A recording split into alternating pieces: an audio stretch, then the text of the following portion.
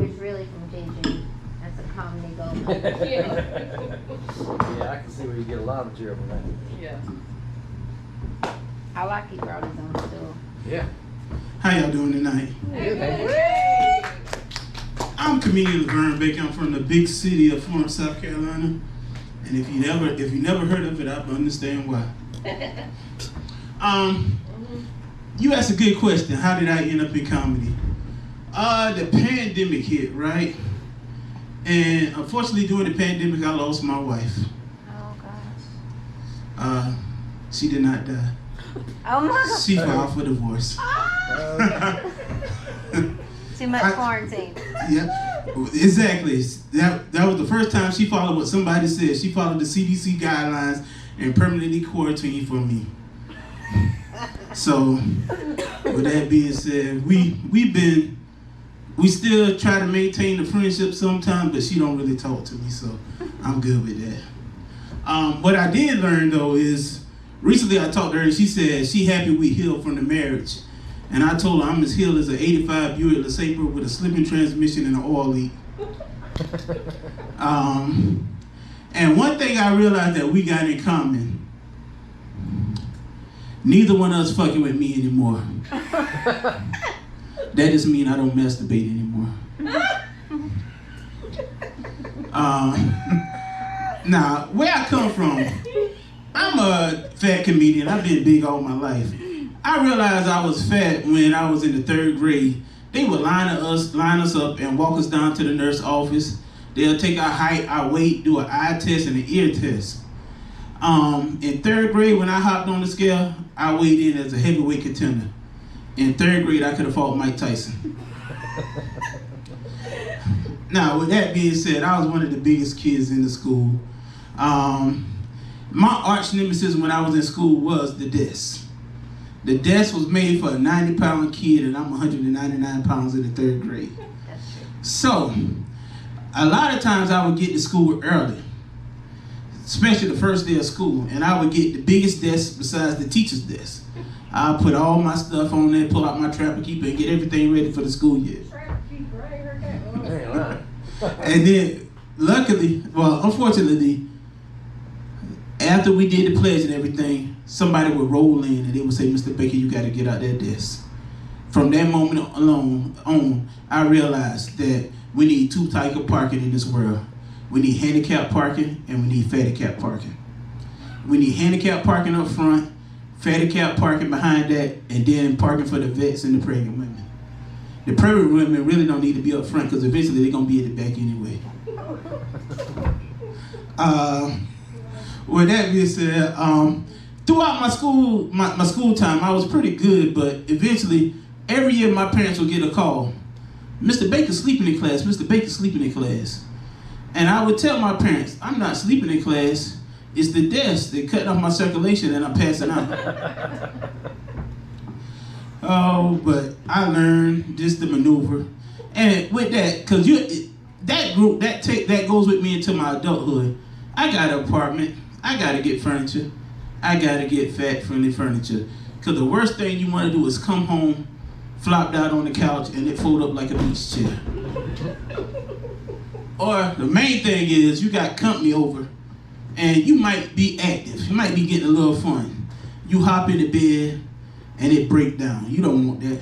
The only time I want the bed to break down is if I'm actually having a good time in it. Now, with that being said, my wife has left me and now I'm out here dating again. The other month, I met a 40-year-old virgin. A nice young lady, perfect, everything. But you know what? I had to be honest with myself. I realized I can't talk to her because I don't possess once-in-a-lifetime dick. I got stepdaddy dick, baby mama boyfriend dick at best. If you ask my wife, I just got an 8-year lease dick because that's how long as the marriage lasts. So. With that, so what I realized is though she did ask me over the Netflix and chill, but I wasn't expecting sex because I redefined Netflix and chill.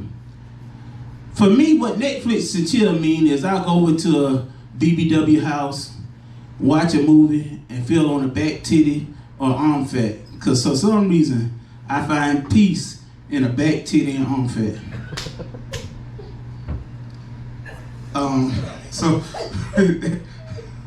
But we still friends, and she sent me this invitation to a Sexless Tribe meet and greet in Atlanta. Now, I don't have the expectation to get sex from a woman, but I'm not going to pay not to have sex with a woman. So, I declined that. But then the other day, she sent me something that really stressed her. And I did not know that this was such a thing. It was called clitoral atrophy. And I messed that up a little bit, but it's clitoral atrophy. What it is basically atrophy. Atrophy. Thank you. Clitoral atrophy. Basically, it is when a woman does not use her clitoris or she has a low hormone level, it becomes very small, can disappear, and becomes insensitive. I've had to tell her, I said, you got to be careful with that because that could plague you. Because the worst thing you want to do is meet the man of your dream and he go down and you don't have a clit. That's like me going home to a house full of kids with a hot and ready Little Caesar's pizza box and opening the box and ain't no pizza in there.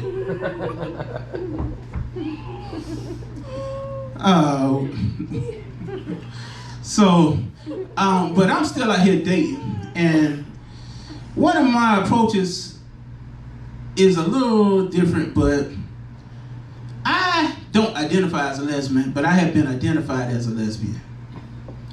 I got a girlish shape. Honestly, I inherited my shape from my mama. I was at a comedy club one night and the lady was on stage. And she was like, the female comedian was like, all the big bitches give it up for yourself. And they was giving up, they was clapping. She said, all the big women who cook a good Sunday dinner, give it up for yourself. And they was clapping. But she started to look at me. And I felt like a strange interaction between us. She said it one more time, all the big women give it up for yourself. And they was clapping. And she yelled at me, why you not clapping? I said, I'm not a bitch. But with that being said, I accepted that I'm not a woman, but I am a lesbian. I consider myself a lesbian plus. The plus side is that my meat is plant-based and not synthetic. And, you know, I don't go too further in faith with that, but sometimes I was going to say it was God-based, but let's be honest. I don't know how a lesbian wedding go. Maybe they go down to the altar with their marital dildo laid on the altar and the preacher pray over it, so we never know.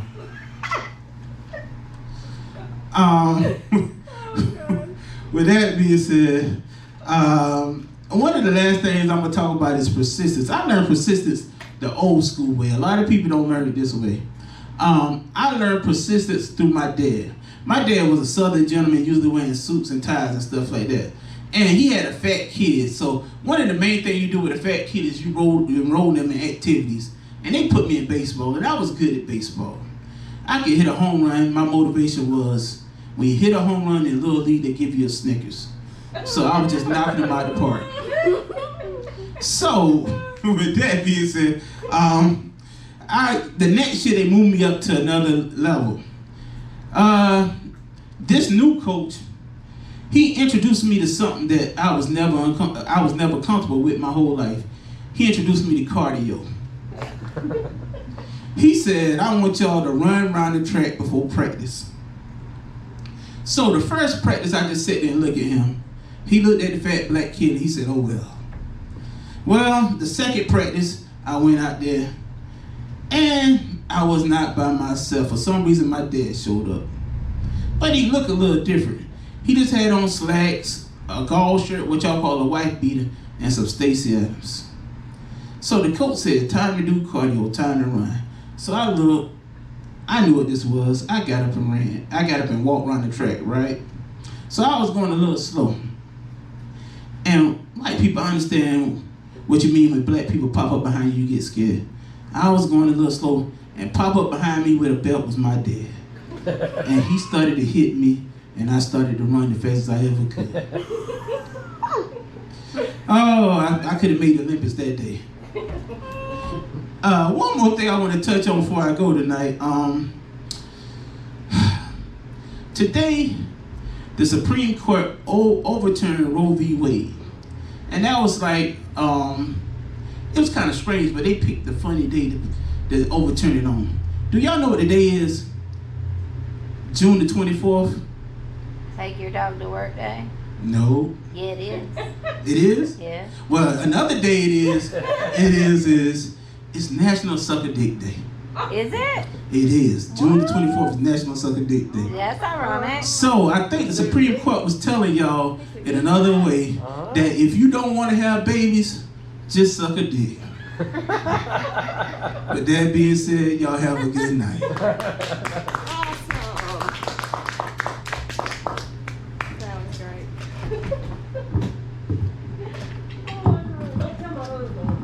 Vern, you done messed up. Because now I'm like, okay, Vern's a lesbian.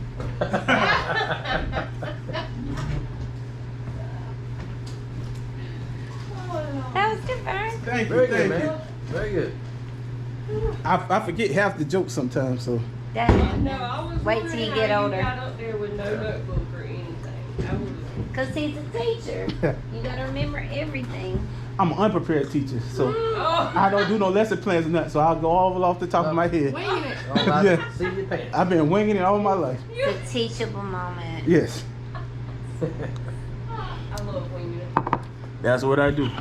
That's why I record, because I could go back and look at it better than writing it down. Well, the picture